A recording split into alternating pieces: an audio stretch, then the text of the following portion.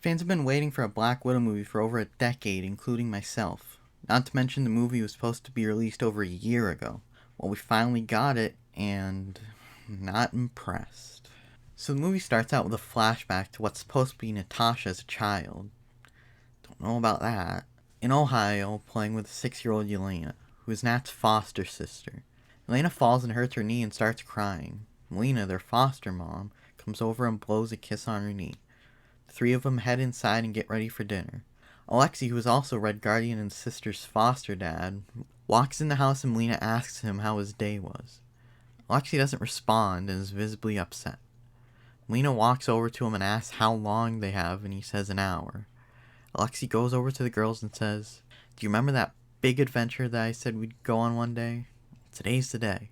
Then they get in a car and quickly leave. During the drive, Yelena asks for a song, so Alexei puts in a cassette tape, and American Pie starts playing.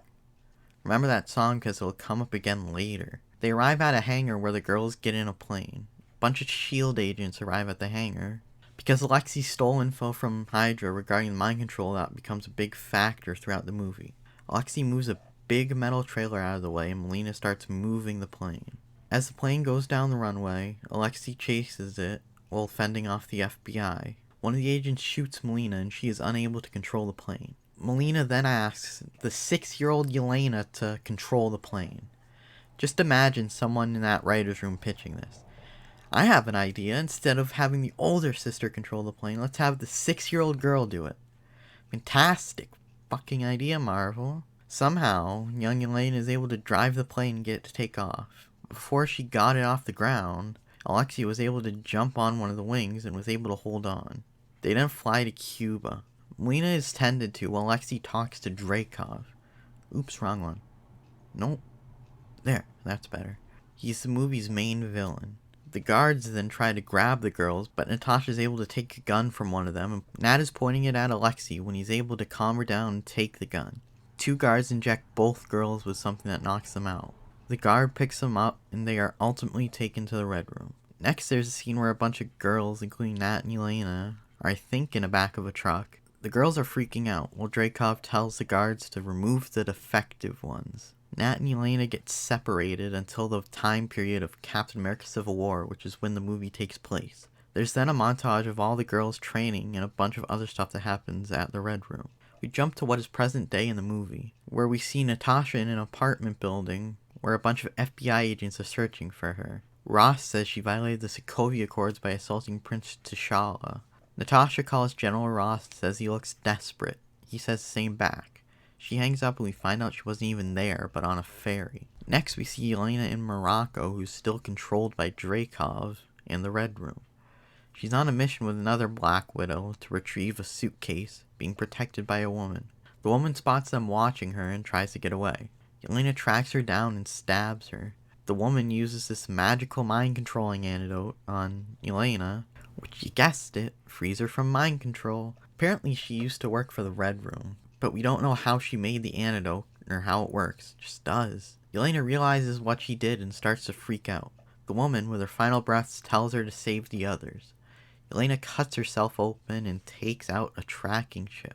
We then see Dreykov and Taskmaster, who is the most controversial part of this film, but we'll get into that later. Dreykov next tells Taskmaster to go after the magical mind-controlling antidote. Go back to Nat arriving in her motorhome in the middle of nowhere in Norway she's hiding in, and she realizes someone is there. She pulls out her gun and slowly moves around the house. We hear someone snoring, and then we see a guy we haven't met yet in the MCU. Turns out this was an arms dealer she knew from a while back, but I don't think they even mentioned his name in the movie. I had to look in the credits and found out his name was Mason, but I'm just going to call him Plot Device as you'll learn why throughout the review. Anyways, it turns out he was just there to bring her passports, entry visas, driver's license, etc., one of which is Fanny Longbottom, which will come up later, and some other stuff she needed.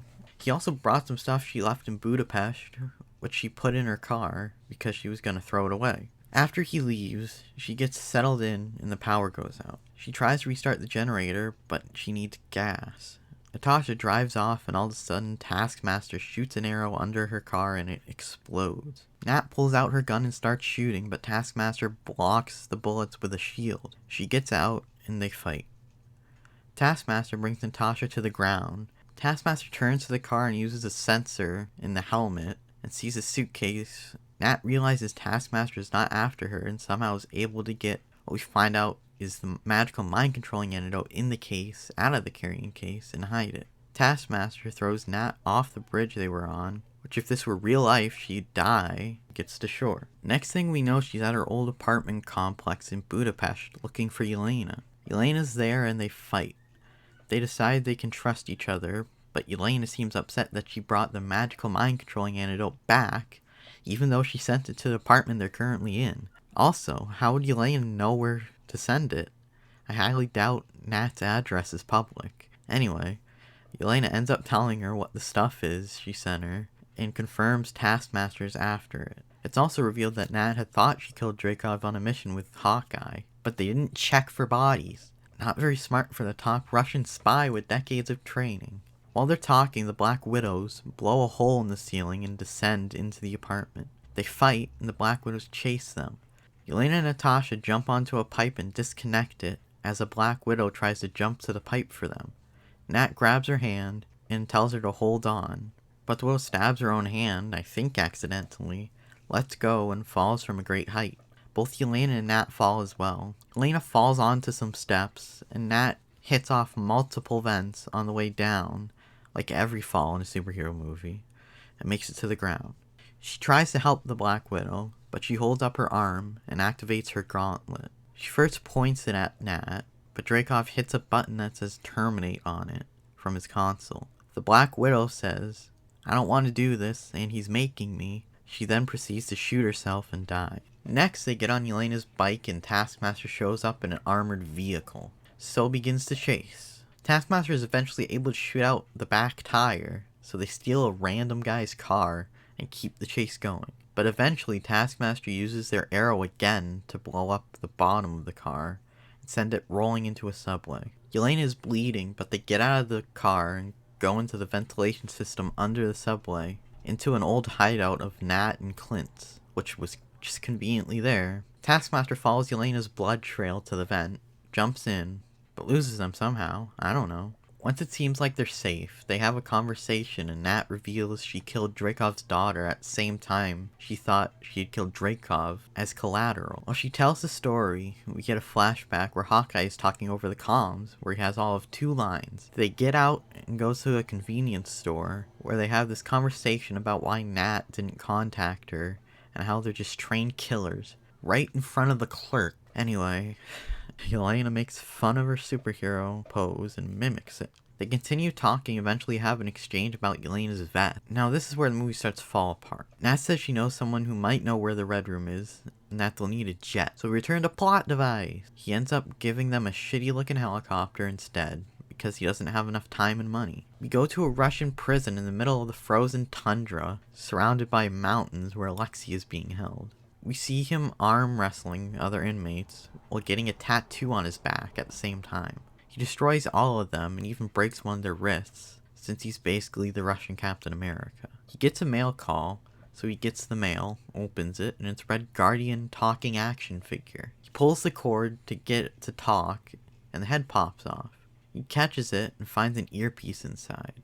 He puts it in his ear and the girls start talking to him. They start the prison break, and all the guards chase after him. It's made clear he won't be able to make it alone, so Natasha decides to help. She jumps down and does her superhero pose, which Yelena mocks again. Nat and Red Guardian are now fighting the guards, and Yelena decides to use a rocket launcher on the guard tower, causing a giant avalanche. Nat and Alexei have to get to higher ground, and Yelena gets the helicopter into place. Nat grabs onto the rope, and they swing over to Alexei, and he grabs her hand, because apparently she has super strength now. They fly off right as the avalanche reaches the prison, which probably killed everyone else, but it doesn't matter, I guess. And they get into the helicopter. Alexei tries to talk to them, but they ignore him until Yelena decides to elbow him in the face. Alexei then makes the rumored joke and asks her if it was her time of the month. She responds by saying she can't have her period because she doesn't have a uterus, and goes into detail of what they did to her. Natasha joins in and finally says they don't have to get into detail. Nat asks him where the Red Room is, but he doesn't know. He reveals that Dreykov and him aren't close and he's the one that threw him in prison. He proceeds to tell them to ask Melina. Wrong one. Nope, not that one. There we go. She still works for the Red Room. This surprises them, since they thought she had died in Cuba. He then says she was the brains and he was the muscle. Because of course he was. I mean, of course he was going to be the muscle, but they didn't have to make him so dumb, as you'll soon find out. There has to be some sort of balance to it, so they attempted to fly to St. Petersburg to meet her, but ran out of fuel and crash landed in the middle of nowhere. Alexei asks Natasha if Captain America ever talks about him, which paints him as a complete narcissist. They argue about how he thinks he helped them succeed by sending them to the Red Room, and then they just walk. We cut to Melina mind-controlling pigs at her home, when she gets an alert on her tablet that someone's close. She looks through a scope on her sniper rifle and sees it's them and lets them in. While the girls are getting food, Alexei's in the bathroom trying to squeeze into his old Red Guardian suit. Him and Melina joke around for a bit until Nat asks where the Red Room is. Melina deflects and starts talking about how mind control works. Then she brings a pig out that is named after Alexei, because of course it is. She then tells it to stop breathing and continues to talk until it's about to die. Then she lets it breathe again. Eventually Natasha calls Alexei an idiot and a coward. But not Melina, who gave Dreykov the resources to do what he does to the girls and led the program. Just keep ignoring what she did, nothing to see here. Keep tearing the man down. They talk about how the family was fake, and Elena starts crying and says it was real to her, and storms off. Alexei goes to try to talk to her, and Melina and Nat are left alone. Melina reveals that Nat was taken as a little girl, not abandoned as she had thought. Her mother wouldn't stop looking for her and she was killed. There's no mention of the father though, it's always the mother. Melina tells Natasha she alerted the Red Room, they'll be there any minute. Then we cut to Alexei telling Elena a story about him ice fishing with his dad, his father's. She gets mad and tells him all he cares about are his days as the Crimson Dynamo. Turns away and cries. Since they didn't already make him look dumb and narcissistic enough, he whispers, "It's the Red Guardian." Completely unnecessary. Now, remember that song from the beginning? Well, he remembered it and started singing American Pie. Elena laughs through her tears and sings along. This was a really nice moment that I wish we had more of. A nice father-daughter moment which we rarely get in entertainment nowadays. But the moment quickly ends when the guards from the Red Room show up. Red Guardian stands up and is quickly sedated by a bunch of darts. Elena pulls out her gun and moves around the house until she sees Natasha unconscious on the ground. She then turns and sees Melina, who shocks her and knocks her out. Taskmaster approaches Melina and she says to Taskmaster, "Let's not keep him waiting," seemingly confirming she still works for Dreykov.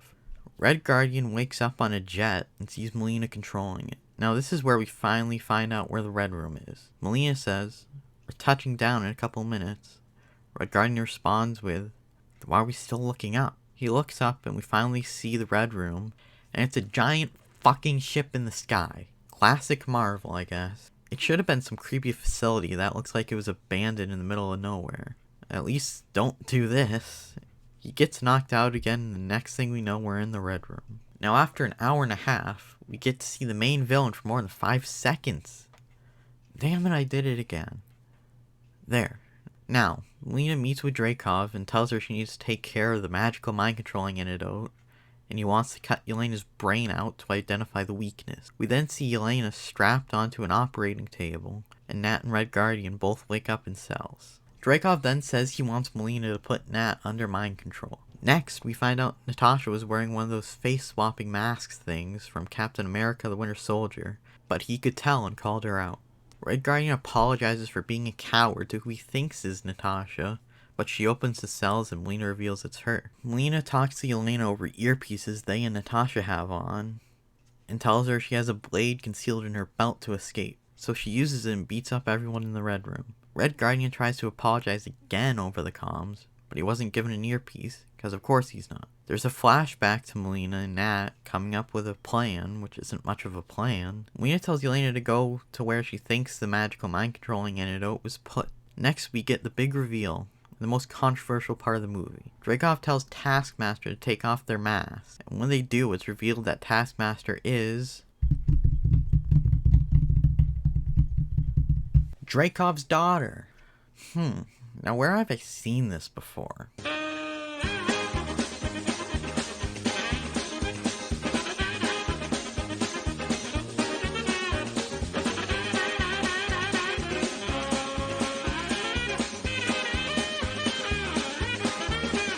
There's a reason I never use pronouns when referring to Taskmaster.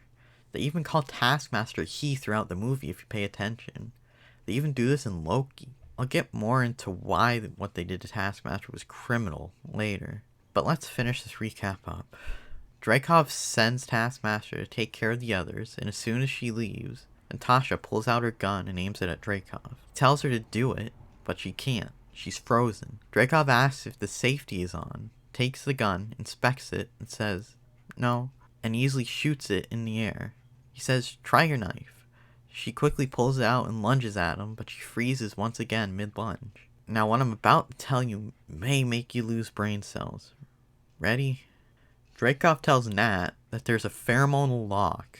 If she can smell him, she can't attack him. If you thought that was bad, it gets worse. But before that, we go back to Red Guardian and Melina. Red Guardian is upset he's not a part of the plan and expresses his desire to break something right as Taskmaster walks in. Melina says, there's something you can break, as she looks at Taskmaster. Then Yelena does a pose. Then we see Melina go into a server room and try to initiate a land, but Dreykov notices it, stops it, and locks Melina in the room. Natasha proceeds to antagonize Dreykov, and he punches her. She continues, and he punches her again. Then she calls him weak, and this time he punches her to the ground. She still continues to antagonize him, and he kicks her in the face. Dreykov then says the girls were trash and thrown onto the street before he found them, and he recycled the trash and gave them purpose. Yelena finds the magical mind-controlling antidote, and Melina breaks open a vent and escapes the room. Cut to Red Guardian getting destroyed by Taskmaster. Now back to Nat and Dreykov. Dreykov goes on a diatribe about how much power he has, and says he uses the only natural resource the world has too much of.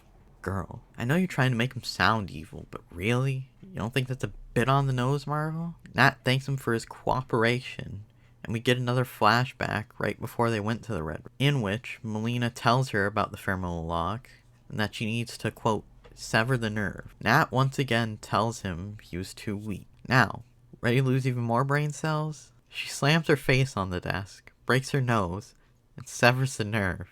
She punches Dreykov and he sets off the alarm, which sends the Black Widows into motion. Melina blows up one of the engines and grapples to safety. Yelena gets to the room where the Black Widows train, but they're gone.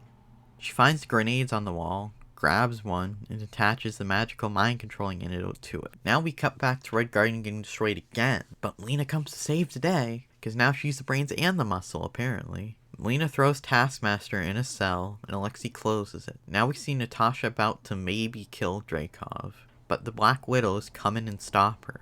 Dreykov leads, and we get a Black Widow versus Black Widows fight. She's in a chokehold and being beaten by them, when Yelena throws the magical mind-controlling antidote grenade in between all of them. How convenient. Anyways, the Black Widows are now free of mind control, and Nat tells them to get as far away from here as possible. Nat uses Dreykov's ring that he left to gain access to the console to transfer the data to a card. While she's doing that, she just fixes her nose and puts it back into place, because that makes sense. The data transfer completes, and she gets out with a couple of the magical mind-controlling antidotes that somehow didn't explode, I guess, and she jumps out a window just as the room blows up. Melina and Red Guardian get on a jet, and Melina asks him if he sees the girls. He says no, and the platform they're on collapses. Melina tries to go back, but she loses control of the jet. Natasha sees Taskmaster still locked in the cell. She lets her out, and as Taskmaster lunges for Nat, the room splits right in between them. Nat saves herself, and we see Dreykov escorted to another jet and Yelena chasing after him. She jumps on top of the jet and pulls out an explosive. Nat catches up, and in the worst delivery of the movie, Nat tells her not to do it. Yelena says, "This was fun," and blows up the jet with Dreykov and his guards inside. Now this scene also had the worst CGI I've seen in the Marvel movie. You could see the wires attached to Yelena. There was an outline from the green screen around her. There's a clip of the scene out there. Try looking it up if you haven't seen it yet. Yelena, unconscious from the explosion, is falling from the sky, and Natasha grabs a parachute that is conveniently placed right there and jumps down after her. She is able to dodge and weave her way to Yelena, attach the parachute to her, and pull it. Right after that, we see Taskmaster diving after them, and Nat lets go of Yelena. She grabs onto Taskmaster and pulls her parachute, and they get to the ground.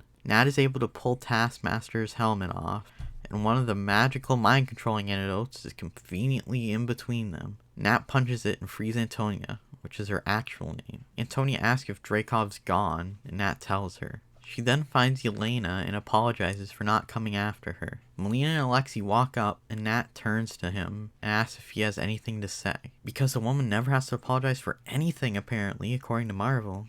And he says he'd just mess it up, making him look stupid. The authorities then show up, including General Ross, since Nat activated her tracker, so they would find the Red Room. Nat tells them to go, and that she'll hold them off. Yelena gives Nat her vest that she got earlier in the movie, which ends up being the one Nat wore in Avengers Infinity War. The Black Widows show up on another jet, and they say they came back for Yelena and thank her. Nat says goodbye to Melina and Alexei. Black Widows also say they'll take Antonia. Melina tells everyone to come with them, and they all leave in a jet, and Melina never apologizes. We then see the authorities pull up, but we don't get to see what happened, just cuts away. We instead jump to just before Infinity War, with Nat in her Infinity War look, and she rides her motorcycle to a meetup spot to see her old buddy Plot Device, where he's sleeping again, of course, but this time on the ground. She wakes him up, and he gives her a jet, just randomly, because there's no shortage of those in this movie. Besides, when he gave her a helicopter, the jet he gave her was also used in Infinity War. She takes off in it as the Avengers music plays and the credits roll. But after the credits, we see Yelena with her new dog, which she mentioned earlier she wanted, named Fanny, which seems to be a reference to one of the fake identities Nat had at the beginning, which I mentioned, but I don't remember her finding out about that. But regardless, she arrives at Natasha's gravestone after Avengers Endgame. As she mourns, Marvel decides to ruin the moment, and we hear someone blowing their nose really loudly. We then see Madame Hydra from the Falcon Winter Soldier, as annoying as ever. She asks if she would like a shot at the man responsible for her sister's death, and shows her a picture of Hawkeye, setting up the Hawkeye Disney Plus series, and that's the movie. And I want to get to how they absolutely demolish the character of Taskmaster. Taskmaster is supposed to be a man named Anthony Master. He is a mercenary/assassin who studies his opponent and learns their every move and knows exactly what they're going to do during combat. In this movie, they gender swapped him and called her Antonia. She only knows how Black Widow fights because she was trained the same way. She's a tool to track down the magical mind-controlling anecdote and is barely in the movie. Taskmaster in the Spider-Man game, which I highly recommend by the way, had more character development than this one and was barely in the game. The only reason she was gender swapped was to have another sympathetic female villain. The entertainment industry has been taking women's femininity away from them and making them more masculine. The same masculinity they call toxic. In this case, they literally used a man's body to make her look more masculine. That's right, a man was in the suit the whole time, and they shittily CGI'd the actress Olga Kurylenko's head onto his body. I can't even put into words how pathetic that is. They're so fucking woke, they're sexist. The man who should be getting all the credit for Taskmaster is Andy Lister, who's a professional stuntman. He was Chris Evans' stunt double in Avengers Age of Ultron, and an uncredited stuntman in Spider-Man Far From Home, along with other notable movies in different franchises. They were so afraid of a woman's body that they had to CGI her head on a man's body to make her masculine and defeat the male gaze. But they sexualize men like Jason Momoa and Henry Cavill as much as they want. There's a reason Aquaman made $1 billion. More women went to see that than men. There's also a reason Birds of Prey flopped. They desexualized Margot Robbie as much as they could, and that movie still had more men go to it than women. Dreykov was barely in it until the end. When he finally gets screen time, the writers did everything they could to make him sound as evil as possible, and they overdo it. He's Harvey Weinstein. He even looks like him. I thought he was going to be more like Larry Nassar, but I was wrong. This was their way of tearing Harvey Weinstein down. There's really not much else to say other than he's a powerful, misogynistic man that women have to take down. And the acting's fine, but the writing, not very impressive. The Black Widows were really underwhelming. They mostly just chased Yelena and Nat the whole time. When they do fight, it was okay, but they quickly stopped after Yelena throws the magical mind-controlling antidote, so there's not much of them at all. There's not much to say about Mason, aka Plot Device. He's barely in it. He's the nicest arms dealer I've ever seen. He's only there to give them something they need to advance the plot. He was also the token black guy for the movie. The only other black people in this movie are some of the Black Widows, which would make sense since they're mostly in Russia, but they had to have a black guy in there for diversity's sake. I found out there's rumors that he was originally supposed to be Taskmaster, but they changed it for some reason. And maybe that's why there was a male stunt double for Taskmaster. It would make sense as to why he's in the movie if that was the case. But why would you not change the stunt double at that point? They were either extremely lazy, extremely cheap, or extremely sexist. Red Guardian was a complete joke and a massive narcissist. He's constantly being yelled at and mocked by the women. He gets beat up when he's in action by a woman, apart from the opening, and he has to be saved by a woman. He's supposed to be the Russian Captain America, not a buffoon. I know he was in prison for 3 years and he's older, but he would be working out in prison, not getting fat. Every male character is either evil or emasculated. Lena was basically Ghislaine Maxwell or Allison Mack. She could have been a really good character.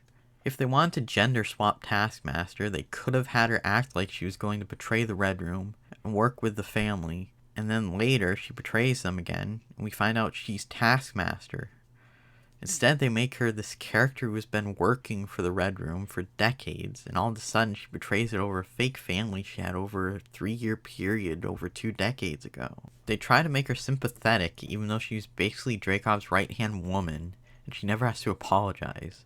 This is consistent with some of the female characters in the Disney Plus series. Spoilers for WandaVision and Falcon and Winter Soldier coming up. In WandaVision, Wanda took a whole town hostage just so she could have an imaginary family.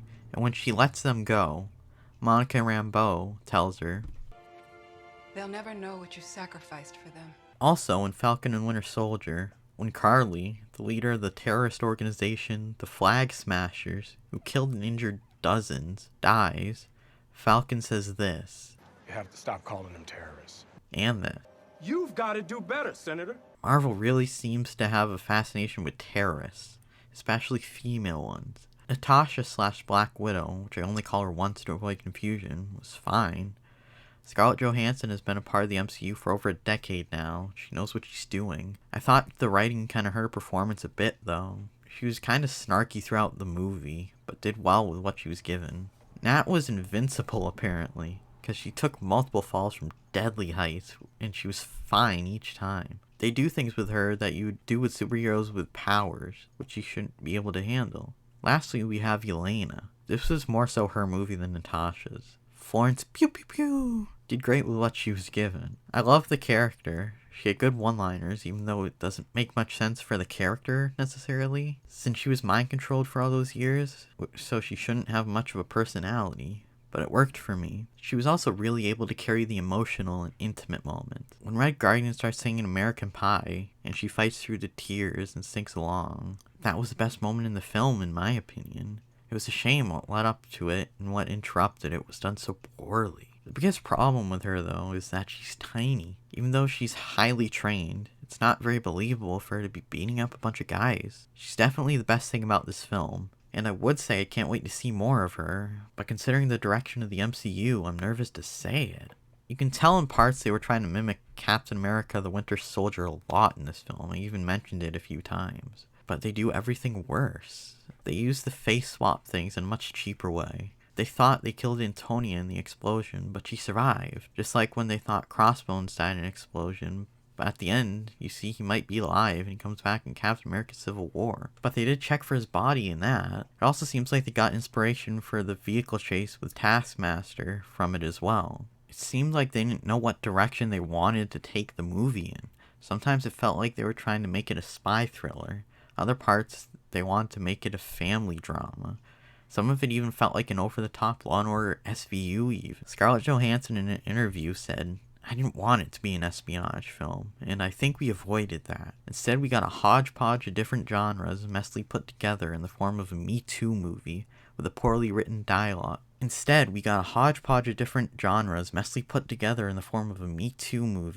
With poorly written dialogues in parts, especially in the third act, by inexperienced writers. Thanks a lot, ScarJo." The villains were barely in it and poorly utilized. And when your superhero movie doesn't have a good villain, it doesn't bode well for the rest of the movie. Despite the things I pointed out, I enjoyed the movie up until the prison break. I liked the dynamic between Nat and Elena, and I really liked the opening. But it seemed like a different team worked on the second half of the movie. It was filled with too many plot devices and conveniences. The whole movie, really, but especially the second half. Even for a superhero movie, it was too much. The movie should have been about Black Widow and Hawkeye's time in Budapest. We see Hawkeye hunting her, they fight, he decides to try to recruit her, he succeeds. And then they take down the Red Room if they want to do that, since that's kinda what they turned it into. Instead, the film we got was a transition from the Infinity Saga to the MCU. I can't necessarily say it was woke, since there's really only one on-the-nose moment, but it's definitely intersectional. The marketing around the movie made it seem even more woke than it actually is. It doesn't make men squirm or squeam, according to IndieWire. Ultimately, it was a disappointing send-off for one of the great OG characters of the MCU. It wasn't even about her. They used it to set up her replacement and set up the Hawkeye series. Captain America and Winter Soldier is the better Black Widow movie. I hope you enjoyed my review of Black Widow. It's my first video, so I'd appreciate any constructive criticism you have for me. Let me know what you think. Do you disagree with me? Did you like it? Did you hate it? Am I spot on? Let me know. Like the video if you liked it and subscribe if you want to see more. I'm gonna make a review for Loki, as well as videos on the news regarding Marvel, DC, Star Wars, Indiana Jones, gaming news, etc., and give my opinions. I also have a sports channel called The Thoughtful Outlaw Sports, where I'll be talking about basketball, baseball, and football, along with other stuff if I'm interested. So check that out too. Thanks for watching and giving me a chance. See you next time. Bye-bye.